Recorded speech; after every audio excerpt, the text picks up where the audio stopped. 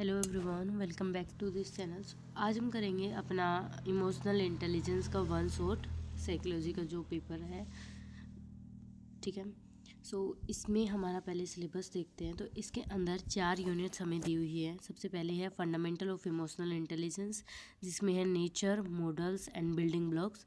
Then personal competency, जिसमें है self awareness और self management. Then we have social competency, जिसमें है social awareness and relationship management.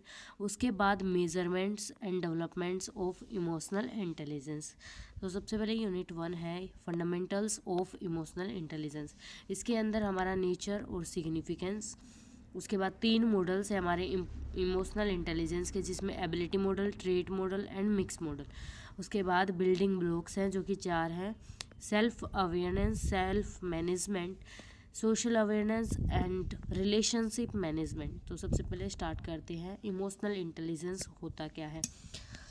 Emotional intelligence refers to the ability to recognize, understand, manage and use emotions effectively.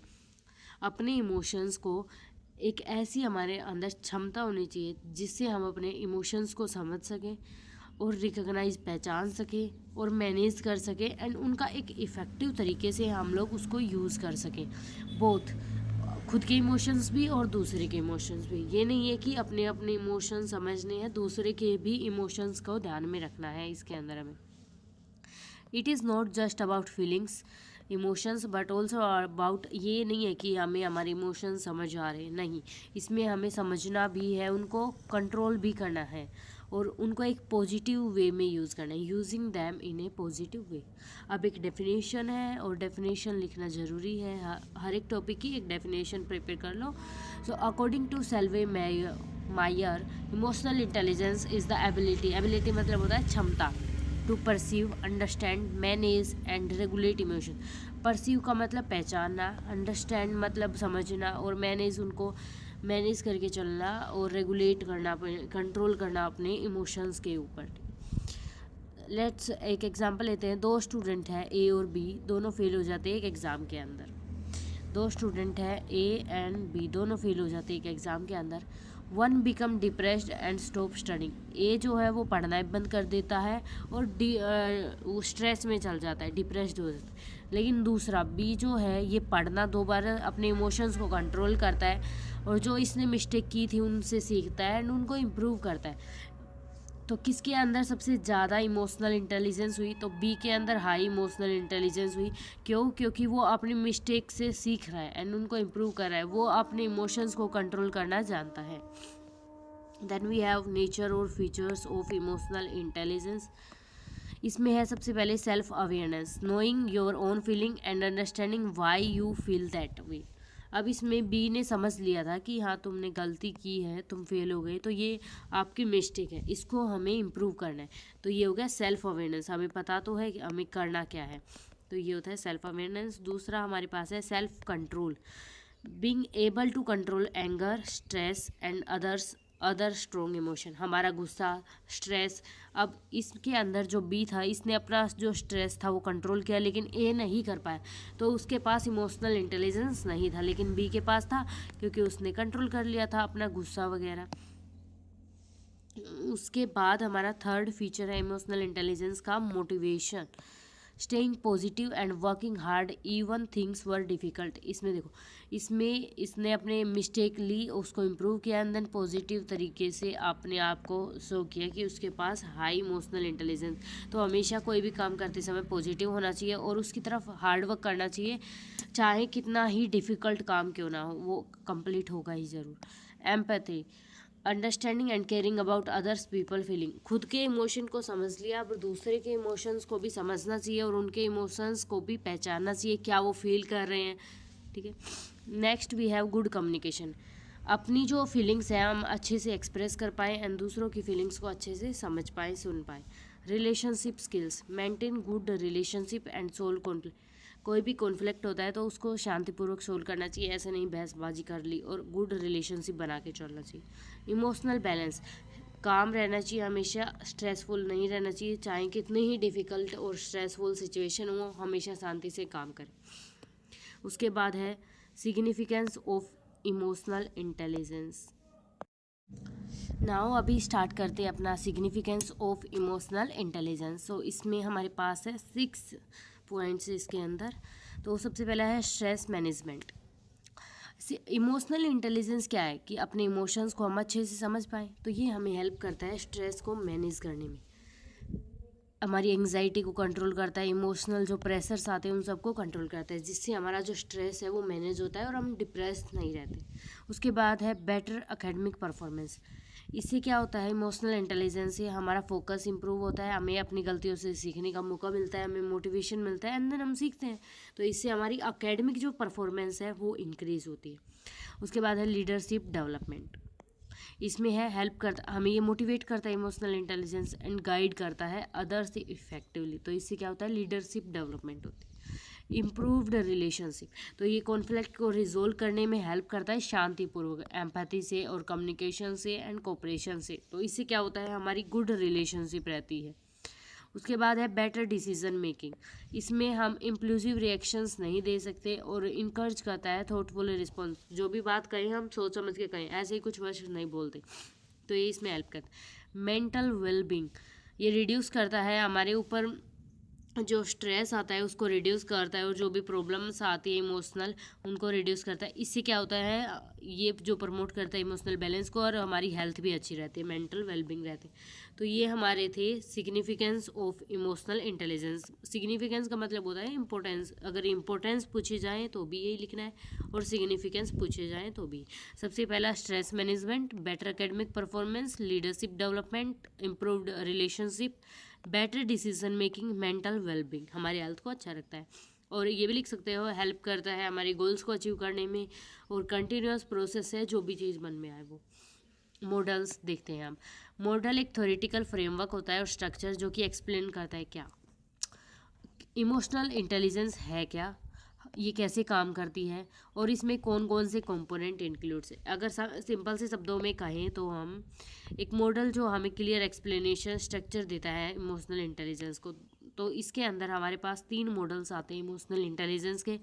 सबसे पहला आता है ability model, दूसरा आता है ट्रेट मॉडल, तीसरा मिक्स मॉडल। तो हमने नेचर देख लिया, फिर सिग्निफिकेंस देख ली, अब है मॉडल्स ऑफ इमोशनल इंटेलिजेंस, जिसमें 3 है, एबिलिटी, ट्रेट और मिक्स मॉडल। सबसे पहले है एबिलिटी मॉडल। एबिलिटी मॉडल जो कि किसने दिया था, सेल्वॉय एंड मेयर ने दिया था। This model define emotional intelligence as the mental ability. ये इमोशनल इंटेलिजेंस को बताता है एक मेंटल एबिलिटी की तरफ से।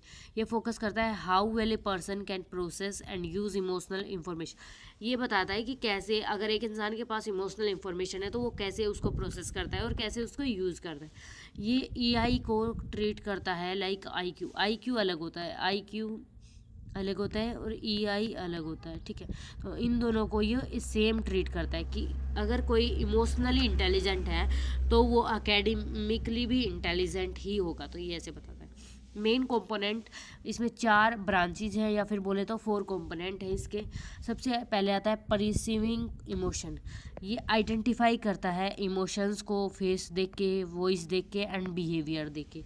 उसके बाद है ये इमोशंस को यूज़ करता है हमारी थिंकिंग को इम्प्रूव करने के लिए और जो प्रॉब्लम है उसको सोल्व करने के लिए। उसके बाद है अंडरस्टैंड करता है इमोशंस को, सॉरी फॉर दैट।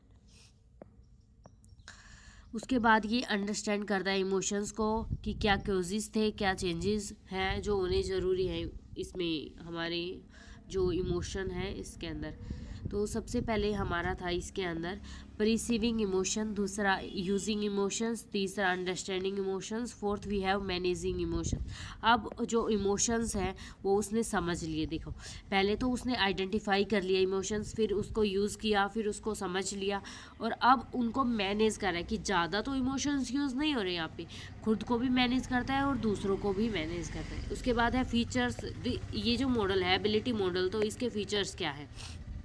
उसके बाद हमारे पास क्या आता है, तो एबिलिटी मॉडल वो कॉन्जिटिव है नेचर के अंदर, मेजर किया जाता है थ्रू परफॉर्मेंस टेस्ट, जैसे पर वो प्रॉब्लम सॉल्विंग टास्क होता है। साइंटिफिक एंड स्ट्रक्चर्ड है। जो भी मेजर ये जो मॉडल्स हैं ये साइंटिफिक होते हैं। इसके एडवांटेज, एक तो ये मेजरमेंट के लिए होता है कि प्रॉब्लम सॉल्विंग होगा तभी ये मेजर किया जाएगा। ये थ्योरी है, ये प्रैक्टिकल नहीं है, प्रैक्टिकल ऐसा नहीं होता है कभी भी।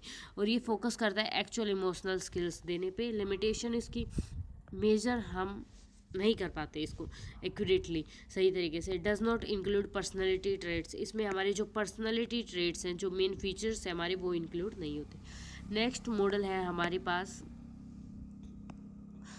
Trait model. इसके ये दिया था पेट्रीडेस ने दिया था। इसका मीनिंग है this model views emotional intelligence as personality trait. देखो इसकी जो लिमिटेशन थी पर्सनैलिटी ट्रेट, ये उसको अपनी एडवांटेज बनाता है। दूसरा मॉडल जब आया था ट्रेट मॉडल, और इस ये जो फोकस करता था, ये फोकस करता था मेंटल एबिलिटी पे, लेकिन जो ये मॉडल है ये फोकस करता है पर्सनैलिटी ट्रेट पे। It focus how individual perceive their own emotional ability, ये बताता है कि कैसे इंडिविजुअल खुद के इमोशंस को समझता है। और इसके अंदर सेल्फ कॉन्फिडेंस एंड पर्सनैलिटी जो फीचर्स होते हैं वो आते हैं। मेन कंपोनेंट्स हैं इसके, 5 मेन कंपोनेंट्स हैं इसके। सबसे पहला इमोशनल सेल्फ परसिपेशन, खुद के बारे में जानो। एम्पैथी, इमोशनल एक्सप्रेशन, स्ट्रेस को मैनेज करो। अडेप्टेबिलिटी, जैसी जो सिचुएशन हो वहाँ पे वैसा ही रहना चाहिए। हैप्पी सिचुएशन यू मतलब हैप्पी रहो वहाँ पे। अब इसके फीचर्स हैं, ये पर्सनैलिटी बेस्ड है, वो मेंटली एबिलिटी पे बेस्ड था। ये मेजर करता है सेल्फ रिपोर्ट से, वो प्रॉब्लम सॉल्विंग टेस्ट से रिपोर्ट करता था। ये फोकस करता है बिहेवियर और इमोशनल स्टाइल पे। एडवांटेजेस, हम इसको आसानी से मेजर कर सकते हैं क्योंकि इसमें क्वेश्चंस होते हैं ना, क्वेश्चन से आसानी से जो प्रैक्टिकल है और ये सिंपल है, वो थ्योरेटिकल था। ये एक्सप्लेन करता है इमोशनल बिहेवियर को क्लियरली। इसमें सब्जेक्टिव रिस्पॉन्स होता है, ये मतलब कि हम क्वेश्चंस पूछते हैं। देखो यहाँ पे मेंशन है सेल्फ रिपोर्ट क्वेश्चनरी, तो हम इसमें क्वेश्चन पूछते हैं तो वो जो आंसर देना चाहे वो दे सकता है, हम उसमें एनालाइज थोड़ी ना करेंगे। तो ये सब्जेक्टिव है। पर्सन में ओवर एस्टीम और अंडर एस्टीम देम, कुछ लोग सोचते हैं कि हम ये कर लेंगे वो कर लेंगे, कुछ लोग सोचते हैं नहीं मुझसे ये नहीं होगा, they are negative, some people are positive. So कुछ लोग खुद को ओवर एस्टिमेट करते हैं, कुछ अंडर एस्टिमेट, कुछ बीच में रहते हैं बैलेंस्ड। उसके बाद आता है मिक्स मॉडल, तीसरा मॉडल ये दिया था डैनियल जोलमैन ने। This model combine emotional ability with personal traits and social skills. इस मॉडल ने तीनों को घेर लिया। मतलब जो पहले जो मॉडल आया था एबिलिटी मॉडल, और फिर ये जो दूसरा मॉडल आया था हमारा ये था नाम ट्रेट मॉडल, इन दोनों की जो एडवांटेजेस थी वो ले ली। पहले वाले की क्या थी इमोशनल एबिलिटी, दूसरे वाले की क्या थी पर्सनैलिटी ट्रेट, दोनों को कंबाइन कर लिया और एक और दे दी सोशल स्किल्स, ये और दे दी। ठीक है, तो इसका ये एक्सप्लेन करता है बॉर्डर और प्रैक्टिकल वे में। इसके 5 कंपोनेंट ही गलती से लिखते हैं।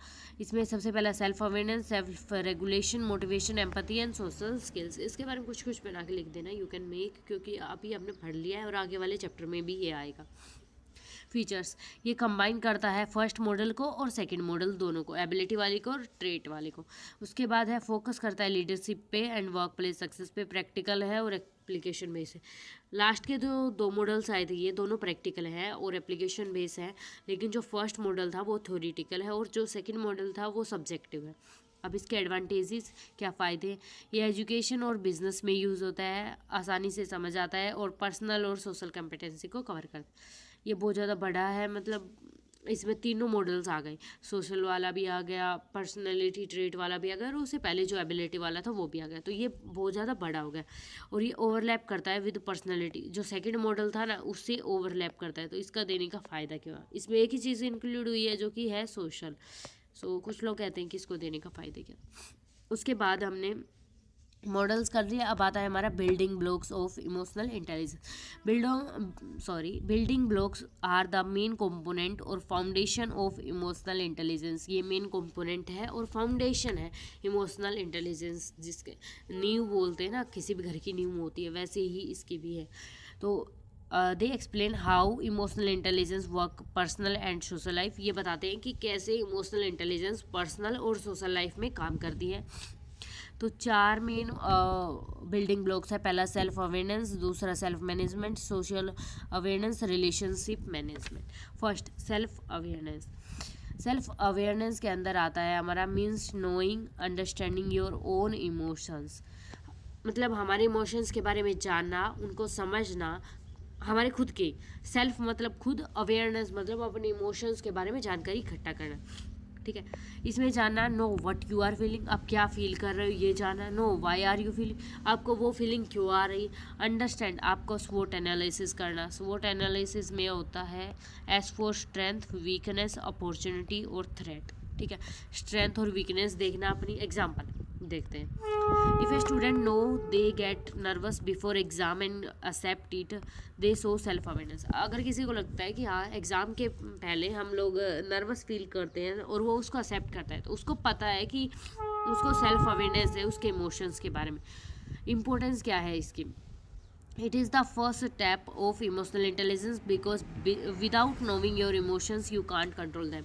अब उसको पता है कि वो एग्ज़ाम से पहले नर्वस होगा तो वो कुछ ऐसा करेगा, उनको कंट्रोल करने की कोशिश करेगा, ठीक है। वो पहले पढ़ के जाएगा या फिर कुछ और करेगा। तो उसको पहला स्टेप ही यही है कि आपको सेल्फ अवेयर होना चाहिए, अपने इमोशंस के बारे में पता होना चाहिए, तभी तो आप उसको कंट्रोल करोगे। Without knowing them you can not control them. Second है सेल्फ मैनेजमेंट। ये क्या है, बिल्डिंग ब्लॉक्स। इसका मतलब है कंट्रोल करना और मैनेज करना इमोशंस को इन ए पॉजिटिव वे के अंदर। इसके अंदर आता है अपने गुस्से को कंट्रोल करना, स्ट्रेस को हैंडल करना, काम लेना और रिस्पॉन्सिबल रहना। If a teacher feels angry, अगर एक टीचर को गुस्सा आ रहा है but respond calmly instead of shouting and self management. Teacher को गुस्सा आ रहा है कि आपने ये काम नहीं किया, लेकिन वो चिल्लाने के बजाय आपको आसानी से बता रहा है कि ऐसे ऐसे करो, कल कर लेना। तो ये क्या हो गया, एक सेल्फ मैनेजमेंट शो कर रहा है in A positive way. Importance क्या है, ये स्ट्रेस को रिड्यूस करता है और बेटर डिसीजन लेने में हेल्प करता है। उसके बाद हमारा थर्ड आता है सोशल सर्विस, सोशल अवेयरनेस। इसका मतलब है अंडरस्टैंड करना इमोशंस ऑफ अदर।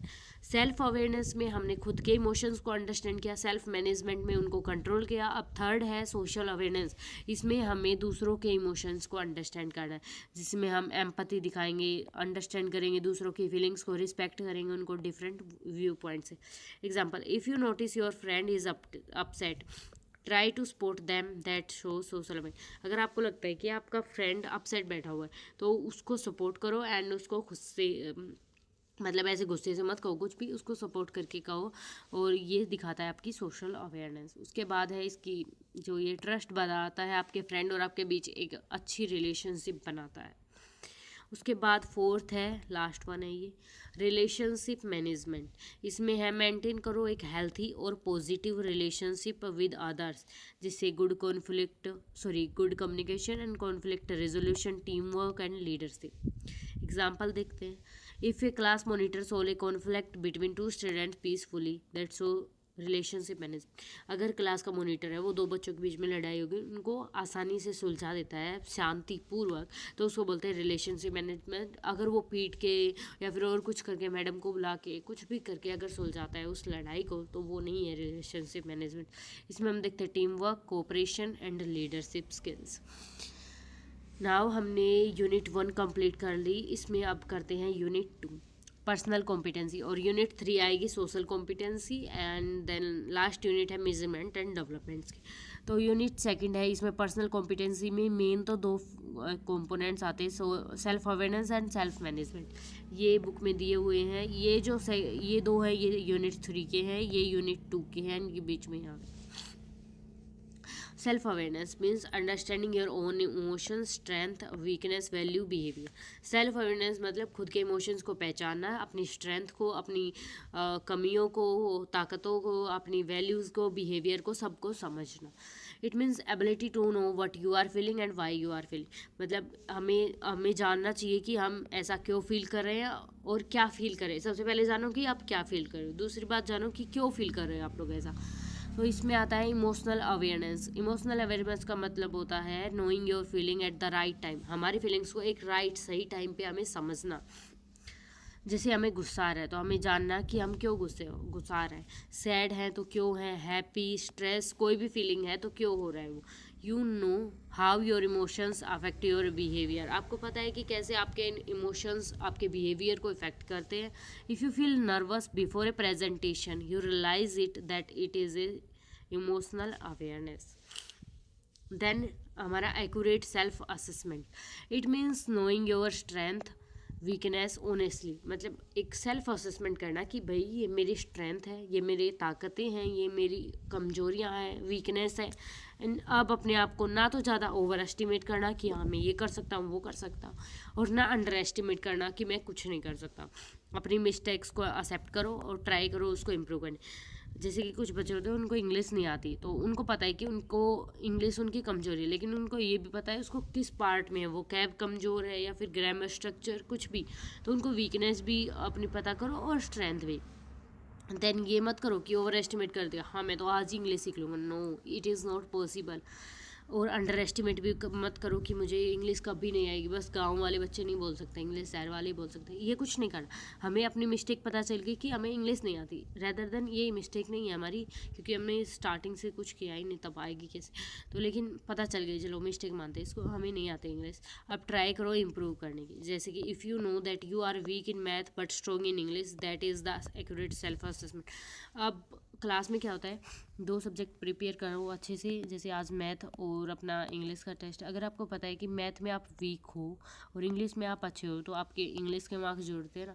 सो ये होता है एक्यूरेट सेल्फ असेसमेंट, जब परसेंटेज कैलकुलेट होती है तब। उसके बाद आता है सेल्फ कॉन्फिडेंस। इसका मतलब होता है मतलब होता है बिलीविंग इन योर एबिलिटीज़। आप अपने आप पे ट्रस्ट करो, किसी भी चैलेंज से डरो मत। You speak and act with confidence. ये पढ़ाते हुए मुझे ऐसा फील हो रहा है जैसे मैं किसी को मोटिवेट कर रही हूँ, मतलब सब कुछ मोटिवेशन से रिलेटेड, एवरीथिंग अपने इन्वायरमेंट से रिलेटेड है इसके अंदर। Even if A task is difficult you believe you can do it. अगर कोई टास्क है वो डिफ़िकल्ट है, तो आपको अपने मन में ये लेके आना चाहिए कि हाँ आप अगर मेहनत करोगे राइट डायरेक्शन में तो आप उस काम को कर सकते हो। Like if somebody is preparing for UPSC, बहुत टाइम हमें लगता है कि नहीं हमसे नहीं होगा, कुछ हमें कुछ क्लास टेस्ट में कम नंबर आ गया या फिर कुछ भी होता है तो हमें लगता नहीं होगा। लेकिन अपने आप पे बिलीव करो, चाहे कितना भी कॉम्पिटिटिव डिफ़िकल्ट टास्क हो, अपने पे बिलीव करो, यू कैन डू इट। ये जो लाइन है यू कैन डू इट, ये बहुत लोगों की लाइफ बदल चुकी है एंड आपकी बदलेगी। All the best for. अब नेक्स्ट है हमारा सेल्फ मैनेजमेंट। इसमें है कंट्रोल करो अपने इमोशंस को, बिहेवियर को, एक्शंस को इन डिफरेंट सिचुएशंस। काम रहो हमेशा, फोकस्ड रहो, रिस्पॉन्सिबल। इमोशनल कंट्रोल का मतलब होता है कंट्रोल करो अपने नेगेटिव इमोशंस को, जैसे एंगर फियर और फ्रस्ट्रेशन। यू थिंक बिफोर ये, जब भी गुस्सा आ रहा है ना सबसे पहले सोचो कि क्या रिएक्ट करने वाले हो और क्यों रिएक्ट करने वाले हो, क्या इससे आपको फ़ायदा होगा। यू डू नॉट लूज कर, आपके कंट्रोल को ईजिली मत लूज़ करो। जैसे एक सीरियल आता था मैडम सर, उसमें जो वो करिश्मा होती थी उसको बहुत गुस्सा आता था एंड वो क्या करती थी 5 गिनती थी, तब तक अगर वो जो इंसान है सामने है वो सही नहीं होता तब तक वो गिनती रहती थी 5। अगर वो नहीं हुआ तो वो अपना गुस्सा निकाल देती थी उसके ऊपर, अगर हो गया तो वो अपना गुस्सा को कंट्रोल कर लेती थी। तो ये कुछ वेज होते हैं गुस्से को कंट्रोल करने के। स्ट्रेस मैनेजमेंट, इट मीन्स अपने जो प्रेशर को हैंडल करो, टेंशन को एक हेल्थी वे में, पॉजिटिव वे में। कभी भी पैनिक मत करो किसी भी सिचुएशन में, एक सॉल्यूशन निकालो इंस्टेड ऑफ वरिंग। घबराने की बजाय कोई भी सॉल्यूशन निकालो अपनी प्रॉब्लम का। जैसे एग्जाम होते हैं तो ऑर्गेनाइज रहो, मैनेज करो अपने टाइम को प्रॉपरली। अडेप्टेबिलिटी, एडजस्ट करो न्यू सिचुएशंस को और चेंजेस को, एक्सेप्ट करो चेंजेस को पॉजिटिव। अगर आप गांव से हैं तो आप शहर में चले गए रहने के लिए, लेट्स से स्टडी करने के लिए दिल्ली आ गए, तो अब अपने जो चेंजेस होंगे बहुत सारे चेंजेस होंगे, आप इमेजिन भी नहीं कर सकते इतने सारे चेंजेस होंगे आपके लाइफ स्टाइल, आपके रहने के तरीके में, सब कुछ में बहुत सारे चेंजेस होंगे। तो उनको अडेप्ट करो एंड उनको चेंजेस को एक्सेप्ट करो कि हाँ अगर ये चेंजेस हुए मुझे एक्सेप्ट करना है, चाहे कुछ हो जाए। अब 3 साल तो वहाँ पे रहना है, अगर पढ़ना है तो जॉब करनी है तो और ज़्यादा टाइम लगेगा। सो अडेप्टेबिलिटी होना चाहिए। सेल्फ मोटिवेशन, हमेशा अपने आप को पुश करो अपने गोल्स को अचीव करने के लिए विदाउट वेटिंग फॉर। आपको कोई दूसरा पुश नहीं करने आएगा कि आप ये काम करो, आप अपने गोल्स को अचीव करो, नहीं, आपको खुद को ही पुश करना पड़ेगा कि हाँ मुझे ये काम करना है, अपने गोल्स को अचीव करना है in a particular time period. Stay positive रहो और वर्क करो हार्ड, चाहे कितने ही डिफ़िकल्ट थिंग्स। फिर है you study regularly in one without, अगर कोई आपको कह भी नहीं रहा ना कि पढ़ लो या मत पढ़ो तो भी आप पढ़ रहे हो।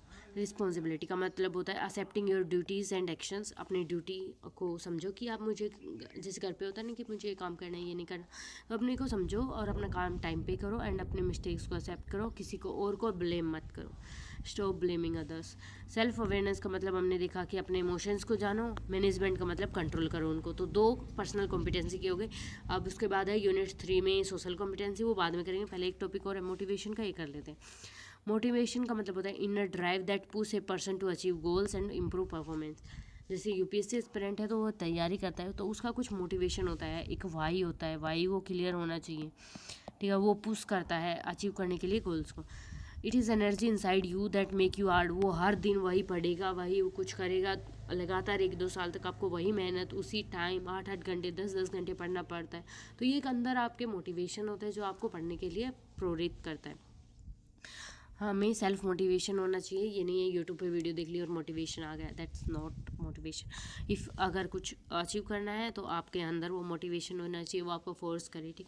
Components, achievement orientation, it means the desire to improve and perform better, you set high goals.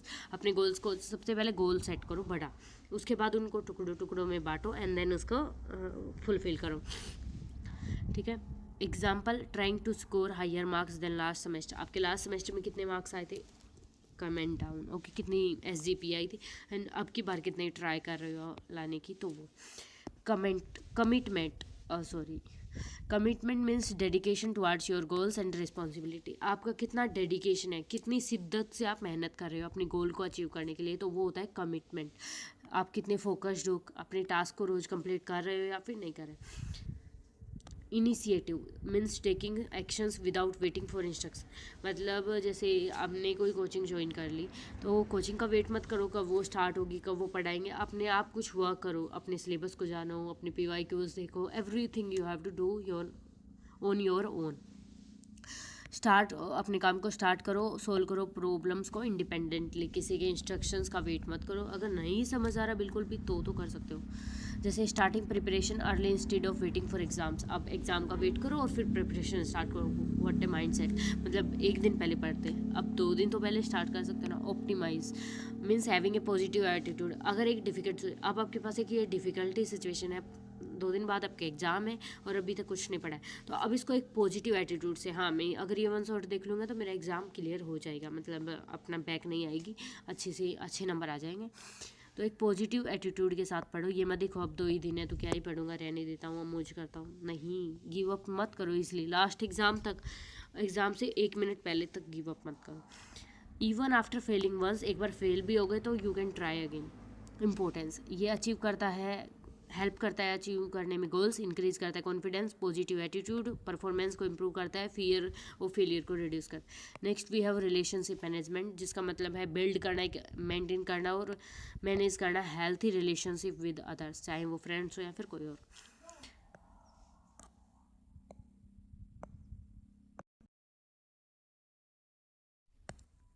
Now अभी करते हैं हमारी कंपोनेंट्स ऑफ रिलेशनशिप मैनेजमेंट। सबसे पहले कम्युनिकेशन स्किल्स, अपने जो भी आइडियाज़ हैं उनको क्लियरली बताओ एंड दूसरों को आसानी से सुनो, मतलब ध्यान से सुनो और रिस्पेक्ट करो दूसरों के ओपिनियन को। ये नहीं है कि आप तो आइडिया दे ही नहीं सकते तो वो रिलेशनशिप अच्छी हो ही नहीं, कि उसके अंदर नेगेटिव पॉइंट ऑफ व्यू आएगा ही आएगा।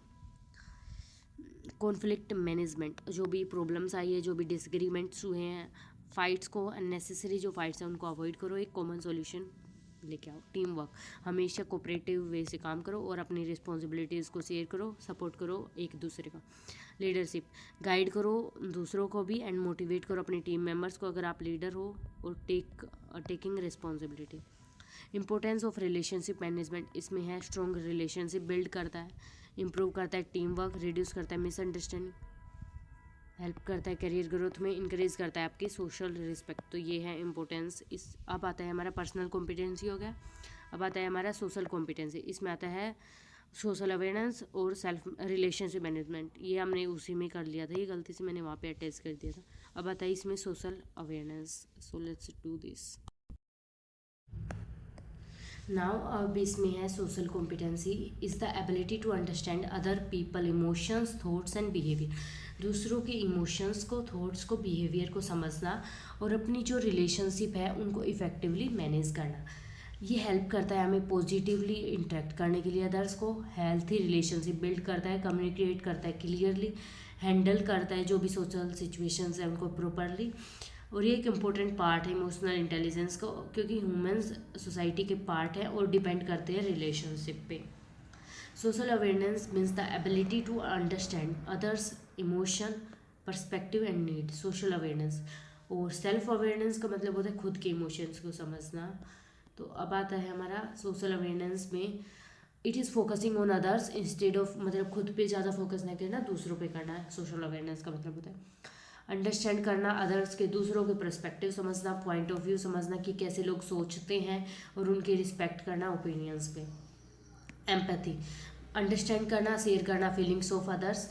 इमोशनल एम्पैथी होती है, कॉन्जिक्टिव एम्पैथी होती है, मतलब feeling what others feeling, understanding what others. एक तो वैसा ही फील करना जो कि अदर दूसरे लोग फील कर, दूसरा अंडरस्टैंड करना उसके फीलिंग्स को। अब उसके बाद आता है कंपैशन। इसका मतलब होता है not only understanding someone pain but also waiting to help them. ये नहीं हमने दूसरों के पेन्स को अंडरस्टैंड कर लिया, बल्कि उसको हेल्प भी करना है उस पेन के अंदर। अब आता है इम्पोर्टेंस ऑफ सोशल अवेयरनेस। तो इसमें इंप्रूव होती है कम्युनिकेशन, रिड्यूस करता है मिसअंडरस्टैंडिंग, बिल्ड करता है इमोशनल कनेक्शन, हेल्प करता है टीम वर्क में, प्रमोट करता है रिस्पेक्ट में। रिलेशनशिप मैनेजमेंट, इसका मतलब होता है ability to build and maintain healthy and positive relationship. ये प्रैक्टिकल और एप्लीकेशन है सोशल अवेयरनेस का। Elements of relationship management, effective communication. Communication का मतलब होता है एक्सप्रेस करना आइडिया क्लियरली, लिसन करना एक्टिवली और यूज़ करना polite language. Paying attention to body language की good communication reduce misunderstanding. Collaboration का मतलब होता है working towards a common goal, एक गोल की तरफ बहुत सारे लोग मिलकर काम कर रहे हो, उसको बोलते हैं कोलेबोरेशन। जैसे यूट्यूब पे होता है अपने आइडियाज शेयर करना, रिस्पेक्ट करना अपनी टीम मेंबर्स को, एक दूसरे को सपोर्ट करना। टीम वर्क का मतलब होता है कोऑपरेट करना दूसरों को एंड कंट्रीब्यूट करना इक्वली, इससे ट्रस्ट बढ़ता है। कोऑर्डिनेशन, रिस्पॉन्सिबिलिटी शेयर होती है और गुड टीम वर्क आता है जो कि प्रोडक्टिविटी एंड हार्मनी को बढ़ाता है। उसके बाद आता है कॉन्फ्लिक्ट मैनेजमेंट। इसमें होता है हैंडल करना जो भी डिसएग्रीमेंट्स हुए एक दूसरे के बीच में, उनको शांतिपूर्वक। इसमें आता है हमेशा काम रहो, दोनों साइड की सुनो, फाइंड करो एक अच्छा गुड सॉल्यूशन, अवॉइड करो एग्रेसिव होना। उसके बाद है एग्जांपल्स, मिसअंडरस्टैंडिंग थ्रू इंडस्ट्री। ठीक है। डेवलपमेंट्स ऑफ सोशल कॉम्पिटेंसी, इसमें आता है सोशल कॉम्पिटेंसी कैसे डेवलप होती है, हमारे जो संस्कार होते हैं वह कैसे आते हैं। एक तो फैमिली जो हमें आप अपब्रिंगिंग देती है उससे, कॉलेज और स्कूल के इन्वायरमेंट से, पीयर इंटरेक्शन से, आपके दोस्त कैसे हैं उससे, सोशल जो हमने बाहर एक्सपीरियंस किए हैं उनसे, कल्चरल बैकग्राउंड आपका कैसा है, आप प्रैक्टिस और फीडबैक कैसे देते हैं लोग आपको, मेजोरिटी और एक्सपीरियंस से आते हैं। स्किल्स रिक्वायर्ड क्या क्या है सोशल कॉम्पिटेंसी के लिए, तो वो देखते हैं। एक्टिव लिसन, हमेशा दूसरों को ध्यानपूर्वक सुनो, इमोशंस को कंट्रोल करना, empathy, respect, patience, cooperation, problem solving and ऐसे स्किल्स सीखो। ये वो स्किल्स है जो कि बैलेंस करती है रिलेशनशिप को। अब इम्पोर्टेंस क्या है सोशल कॉम्पिटेंसी की, इम्पोर्टेंस क्या है, इसमें स्ट्रॉन्ग फ्रेंडशिप बढ़ती है, इंप्रूव करता है टीम वर्क, रिड्यूस करता है स्ट्रेस एंड कॉन्फ्लिक्ट, इंक्रीज करता है लीडरशिप एबिलिटी, आपकी करियर की सक्सेस को इंक्रीज करता है, सोशल हार्मनी प्रमोट करता है, प्रोफेशनल और सोशल दोनों में ये इंपॉर्टेंट होती है। उसके बाद हमारी यूनिट 4 है जिसमें है measures and developments of emotional intelligence. दो पार्ट डिवाइड किए हैं, पहला पार्ट में है हमारा मेजर्स, दूसरे पार्ट में है डेवलपमेंट्स। तो मेजर्स ऑफ इमोशनल इंटेलिजेंस में मेजरमेंट का मतलब होता है चेक करना, एड्रेस करना लेवल ऑफ इमोशनल इंटेलिजेंस की, एक इंसान के अंदर कितना लेवल है इमोशनल इंटेलिजेंस का। जैसे IQ का लेवल चेक करते हैं ना, वैसे ही EI का लेवल चेक करते हैं। वाई मेजर इमोशनल इंटेलिजेंस, क्यों मेजर करें, अपनी स्ट्रेंथ और वीकनेस को जानने के लिए, अपनी पर्सनल सोशल स्किल्स को इम्प्रूव करने के लिए। किसी अगर बहुत सारे लोग हैं यहाँ पे, हमारे बहुत सारे लोग हैं यहाँ पे, ठीक है, इनमें से एक लीडर बनाना है तो उनके तीनों के क्या होंगे, EI टेस्ट होगा, इमोशनल इंटेलिजेंस। इससे जानेंगे कि कौन सा बेटर है जो लीडर बन सकता है। ठीक है। सेल्फ डेवलपमेंट करना, अब मेथड्स क्या है, कैसे कैसे हम लोग मेजर कर सकते हैं। Self report method, a person answer questions about their own emotions and behaviour. एक इंसान अपने जो आंसर्स देगा उन क्वेश्चंस के जो कि उसके इमोशंस और बिहेवियर को शो करते हैं। जैसे कि क्वेश्चंस जो आंसर देगा, I can control my anger, I understand others feelings. इससे क्या होगा, आसानी से आप पूछ सकते हो क्वेश्चंस, इसमें खर्चा भी नहीं लगेगा, जल्दी से वो आपके आंसर दे देगा। इसमें गलत आंसर भी दे सकता है वो इंसान, और ये भी हो सकता है कि रिजल्ट अच्छा ना आए, फिर उससे एबिलिटी बेस्ड मॉडल आता है नेक्स्ट हमारा।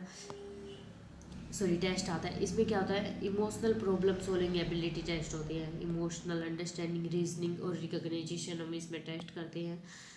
ये ऑब्जेक्टिव होता है और साइंटिफिक मेथड है जो कि साइंस ने सजेस्ट किया, लेकिन इसमें हमें टाइम लगता है और हार्ड होता है ये थोड़ा डिजाइन करने में। उसके बाद होता है observation method, real life situations में उस इंसान को ऑब्जर्व करो, प्रैक्टिकल भी है ये और रियल बिहेवियर शो करता है। एंड ऑब्जर्वर बाइज, जो ऑब्जर्व कर रहा है, जो उसको देख रहा है, वो बाइज हो सकता है, मतलब बिचौला भी हो सकता है। टेक्स टाइम, ये टाइम लेता है। किसी को अगर हमें जानना है तो उसके साथ रहना होगा, उसको समझना होगा, पहचानना होगा, तो ये टाइम लेगा। पार्ट 2 है डेवलपमेंट्स ऑफ इमोशनल इंटेलिजेंस। इसमें है development means improving emotional intelligence through practice and learning. Emotional intelligence को इम्प्रूव करना। अब आपने टेस्ट कर लिया इमोशनल इंटेलिजेंस, अगर आपकी अच्छी नहीं है तो उसको इम्प्रूव करना पड़ेगा। तो कैसे इम्प्रूव कर सकते हैं और कैसे उससे कुछ सीख सकते हैं। इमोशनल इंटेलिजेंस फिक्स नहीं है, उसको हम इम्प्रूव कर सकते हैं। स्ट्रैटेजीज है। सबसे पहली स्ट्रैटेजी है इम्प्रूव करना सेल्फ अवेयरनेस। सबसे पहले अपने बारे में जानो, सेल्फ रिफ्लेक्शन है। एक जर्नल बनाओ, डायरी बनाओ, उसमें अपने इमोशंस को लिखो, अपने इमोशंस को पहचानो, अपनी स्ट्रेंथ वीकनेस को पहचानो। सबसे पहले इम्प्रूव करो सेल्फ अवेयरनेस, अपने बारे में जानो। दूसरा, इम्प्रूविंग सेल्फ मैनेजमेंट। अब अपने बारे में आपने जान लिया कि आपको बहुत गुस्सा आता है, तो अब उसको कंट्रोल करना जानो कि कैसे हम उसको कंट्रोल कर सकते हैं, जैसे कि डीप ब्रीथिंग और अंडर स्ट्रेस में हो जब भी, जो भी बोलो, जब सोच समझ के बोलो। दूसरा, तीसरा आता है डेवलप करो सोशल अवेयरनेस। दूसरे लोगों के बारे में भी जानो, उनकी फीलिंग्स को पहचानो, वो कैसे हैं, क्या है, उनको कुछ फीलिंग्स आ रही क्यों आ रही, से एम्पैथी शो करो। फिर उसके बाद है इम्प्रूव करो रिलेशनशिप मैनेजमेंट। किसी से भी बात करो ना तो कम्युनिकेट करो क्लियरली, अवॉइड करो ब्लेमिंग, कि उसको मत ब्लेम करो कि आपने ये कर दिया तो ये नहीं हुआ, इसलिए ट्रस्ट बिल्ड करो।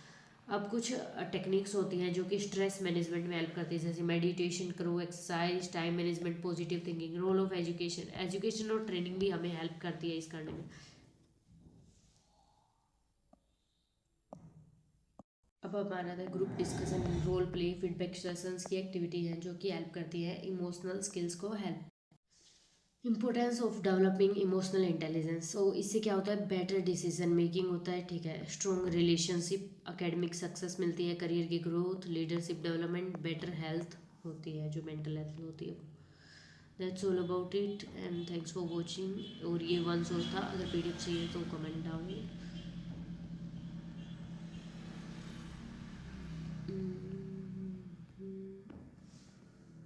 So let me show you syllabus कि कौन कौन सा कंप्लीट हो गया है।